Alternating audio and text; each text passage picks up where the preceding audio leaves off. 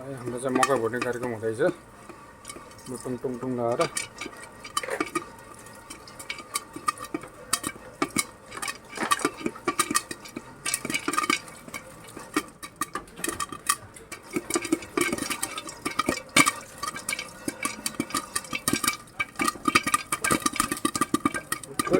खतरा है बुढा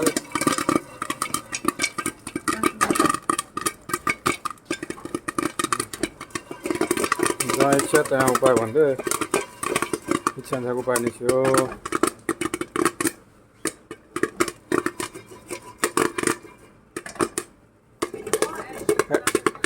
अघि त त्यो अझै राम्रोसँग फुल्न पाएन नि हेर, यो त्यसको आधी पनि आधी थियो यही भरियो।